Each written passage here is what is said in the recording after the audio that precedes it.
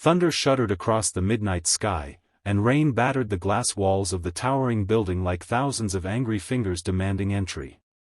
Inside that fortress of power, a long table gleamed beneath crystal chandeliers that flickered as though even the electricity was afraid to stay. The city outside slept restlessly, unaware that in this high chamber, decisions were being carved that could bend the world's spine. Magnus Crown sat at the head of the table, his presence usually sharp enough to slice through silence. Tonight, however, there was something frayed about him. His hands trembled slightly as he shuffled documents, eyes rimmed with exhaustion.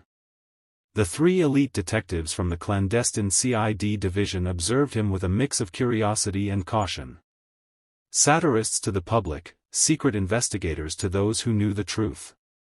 Jax Kimmel leaned back in his chair, one leg crossed, chewing on a toothpick like a man who enjoyed poking danger in the ribs. His humor masked an intellect deadly in the interrogation room. Beside him, Cole Stevens spun a pen between his fingers, movements quick and precise, his analytical mind always 2 steps ahead of any criminal. And then there was Mira Fallon, cool, focused, yet with a heart that beat too loud whenever shadows moved. Her dark hair framed eyes that missed nothing. The meeting had dragged on, filled with strategies and veiled threats. Magnus spoke of new laws, tightened controls, and rooting out dissent. Every word was heavy, but heavier still was the fatigue creeping into his voice. Mira noticed it first, the way his eyelids fought gravity, how his breath slowed just a fraction too much. She leaned forward, watching carefully. "Magnus?" Jax nudged mockingly. "You're not bailing on us mid-monologue, are you?" Magnus didn't respond. His chin dipped once, twice, and then his forehead met the polished wood with a dull thud. The room froze. Cole blinked. Jax's smirk vanished. Mira's heart lurched. At first it looked almost comical, the mighty king of the state, dozing off at his own throne. But comedy melted into dread as Mira's instincts ignited. Her chair scraped sharply as she stood, stepping closer, ignoring the nervous glances of the guards stationed along the walls. "Something's wrong," she murmured, touching Magnus' neck, tilting his collar back. The skin was pale and damp with sweat. And there, barely visible, a tiny red pinprick, like a secret buried just beneath the flesh. "A needle mark," she whispered, breath catching. This wasn't sleep. Cole's expression darkened, and he reached for his phone. Jax stood too, hand drifting toward the holster beneath his jacket.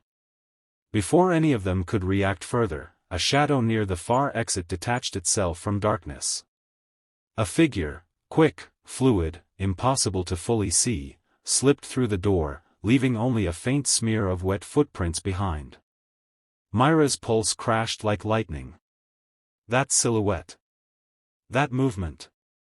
She knew it intimately, like a memory scorched into her soul. A phantom from a past she had buried with shaking hands and tear-choked nights. While alarms started to wail, Mira's thoughts drowned them out. He's back.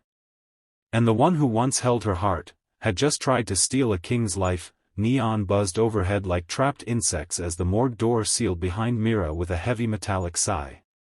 The smell of sterilized chemicals and cold fear filled the air, wrapping itself around her like an unwelcome embrace. Magnus Crown lay perfectly still on the stainless steel table, his skin washed pale under the harsh lights. Machines hummed softly, tracking the shallow, unnatural rhythm of his breathing. He was alive, barely, but locked in a sleep that no dreamer could escape on their own. Mira stared down at him, gloved fingers hovering above his neck where she'd spotted the needle mark earlier. Someone had wanted the king silent. Not dead, no, death would have been easier to explain. Unconsciousness could rewrite power.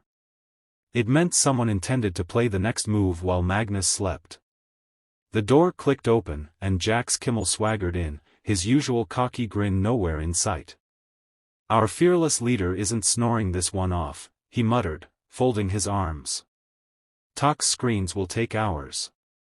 Whoever did this knew exactly what they were doing. "Someone close," Mira answered. Someone who wanted to stay invisible. Someone who knows our systems and shortcuts them. Jax raised an eyebrow. You sound like you're not just guessing. She didn't answer. Instead, she slid a magnifier over the needle's site, noting the bruising pattern, fine, deliberate, clinical. Her throat tightened. Raven's work was always surgical. Clean. Precise. Cole Stevens rushed in next, lab coat swinging like a trailing cape. I pulled Magnus' phone before anyone upstairs could sanitize the evidence, he said, triumphant but breathless. Look what I found. He tapped the screen. A message glowed back at them like a curse. The king must rest. Tomorrow, we crown the new darkness. Cole swallowed hard. This was received 2 minutes before he collapsed. Jax let out a low whistle. That's not a threat. That's a ceremony. Mira stepped away from Magnus as if space could calm her heartbeat. Her mind spun through years of buried memories, black alleyways and stolen kisses, whispered promises whispered too close, a love so sharp it sliced both of them open. She remembered Raven's voice in the dark. This world is a cage. When I break the bars, we walk out together. She had believed him once. Until she joined the CID. Until justice asked her to betray her heart. Cole was still talking, nervously analyzing. Whoever this is, they didn't want him dead. They want the throne vacant long enough to seize control. It's a power play with anesthesia. Jax turned to Mira, eyes narrowing. You sure you're telling us everything? Back there, when the shadow ran, you looked like you recognized them. The room suddenly felt too small, walls too close. Mira's jaw clenched. I saw possibilities. Nothing helpful yet. It was a lie, and Jax knew it. He opened his mouth to push, but alarms blared through the morgue, scarlet light spinning across the ceiling. Cole checked the feed on a nearby monitor. Security breach on level 3. Someone just hacked into the building's surveillance. Mira's pulse crashed against her ribs. Raven wasn't just back. He was already inside the game, already rewriting the night. And the worst part was the truth Mira couldn't admit aloud. A part of her wanted him to find her. The old theater breathed like a dying beast. Each step Mira took stirred dust from velvet seats long abandoned, sending gray clouds drifting through the stale air. Paint peeled from the once golden walls, and a torn curtain sagged above the stage like a blood-red shroud. The only light came from a single spotlight hanging crookedly from the rigging, its beam cutting through darkness straight to the center of the stage, as though it had been waiting for her. Her boots echoed across the cracked floorboards. Every sound felt watched.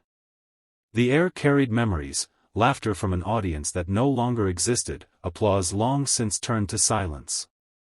Mira's fingers brushed the grip of her concealed weapon, steady by training but trembling with something much less controlled. Then a familiar voice, smooth as poison and twice as addictive, drifted from the shadows. I always knew you'd find me, Mira. Raven stepped into the spotlight, and it embraced him as if darkness loved him best.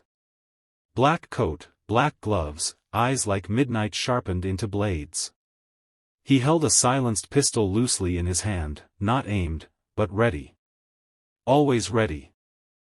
Mira's pulse betrayed her, skipping beats, remembering touches and sins she had tried to forget. You tried to kill Magnus, she said, though the accusation barely left her lips alive. She hated how much softer she sounded around him. Raven smiled, a slow, dangerous curl of lips. I tried to free you. With him gone, the chains disappear. You know what he did to this world. You know what he would have done to you if he ever learned the truth about us. She took another step closer, unable to look away. You sabotaged the surveillance. You staged a message. This isn't some rebellion. It's murder for power. He moved with lethal grace, closing the distance between them until she could smell the rain still clinging to his skin. Mira, Everything I've done has been for us. I promised I would return. I promised you'd never be in the light alone again. His gloved fingertips brushed her cheek. Her body leaned, betraying her heart even while her badge screamed to pull away. I can't run with you, she whispered. Not anymore. Raven's gaze dropped, and with a slow motion, he lifted her hand in his. He guided it toward the pistol he now pressed into her palm. The cold metal kissed her skin, pulling goosebumps up her arm. You don't have to run, he breathed against her ear. You just have to choose. Me, or the uniform. Behind them, the distant roar of sirens grew louder, Jax and Cole closing in, weapons hot, trust already broken.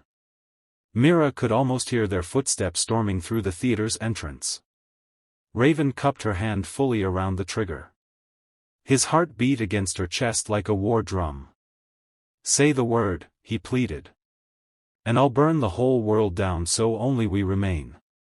Her eyes blurred with tears, love strangling logic. Her duty demanded justice. Her heart demanded him. That dual pain made her chest ache like a cracked rib. The theater doors burst open. Shouts. Flashlights slicing darkness. Time fractured. One breath. One tremor. One shot. The echo screamed through the empty auditorium. A body hit the floor. Myra's world went silent. She didn't know whether she had just saved everything. Or destroyed the only thing she ever loved.